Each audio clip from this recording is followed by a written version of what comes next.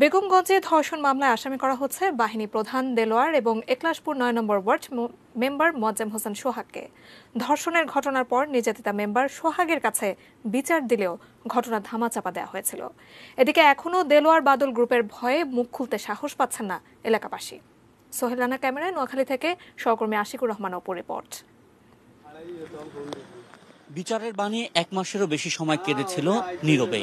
নির্যাতিতা নারী এবং তার পরিবার বিচার পাবার আশায় গিয়েছিলেন এলাকার মেম্বার মোয়াজ্জেম হোসেন সোহাগের কাছে, কিন্তু ঘটনা ধামাচাপা পড়েছিল।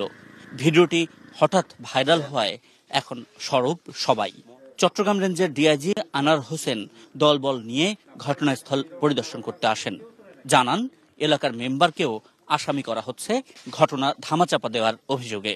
প্রিভিয়াস রেকর্ডগুলো আমরা দেখব এবং তাদের বিরুদ্ধে এখন যে অভিযোগ আছে সেইটা তদন্ত করে তো এটার মতো এটা যাবেই। এর বাইরে যদি আরো অন্য কোনো অভিযোগ থাকে সেইটাও আমরা দেখব। মেম্বার একজন জনপ্রতিনিধি, বিষয়টি জানার পর তার উচিত ছিল সেটা আইন শৃঙ্খলা রক্ষাকারী বাহিনীকে জানানো।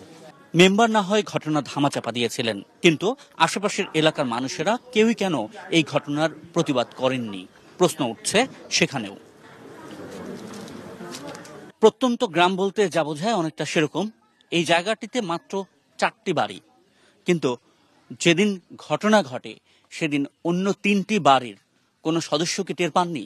তাদেরকে জিজ্ঞাসা করলে তারা সরাসরি বলছেন ওই দিন তারা কেউ এলাকায় ছিলেন না। একই এলাকার 4টা বাড়ির 3টি বাড়ির সদস্যরা একই দিন একই সময়ে এলাকায় ছিলেন না, বিভিন্ন কাজে বাইরে গিয়েছিলেন। এটা রীতিমতো অবিশ্বাস্য। তাহলে কেন তারা অস্বীকার করছেন? আড়ালে কিন্তু তারা বলছেন তারা ভয়ে আছেন, আতঙ্কে আছেন। যখন অবরোধ কার্যতে মা বোন প্রত্যেকরা আছে ভয়ে, আতঙ্কে, এদের অত্যাচারে নিপীড়নের কারণে সবাই কথা বলতেছে না। সন্ত্রাসের ভয় এরা, মানে এই দেশের মানুষ এখন সন্ত্রাসের ভয় করে না। এই দেশের সন্ত্রাসের এখন ভয় করে। এই যে আমরা এখানে সন্ত্রাস।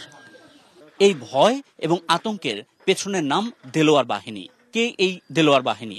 এলাকার সবাই জানেন। চাঁদাবাজি, ছিনতাই, ধর্ষণ, ইফটিজিং, নানা রকম অপরাধের কাহিনী এই দেলোয়ার বাহিনীর সঙ্গে জড়িয়ে। প্রতিনিয়ত এই এলাকার বাসিন্দারা এরকম নির্যাতিত হচ্ছেন, কিন্তু ভয়ে কেউই মুখ খুলছেন না। ওর পেটে হলো চাঁদাবাজি, মাদক ব্যবসা, আর এই যে এই মানুষ ওনার নিজের পুকুর একটা মাছ ধরে নিয়ে গেছে।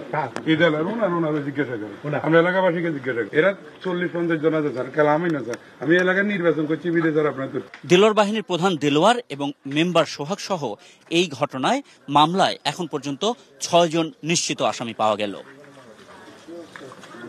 আশিকুর রহমান অপু, এটি নিউজ, নোয়াখালী।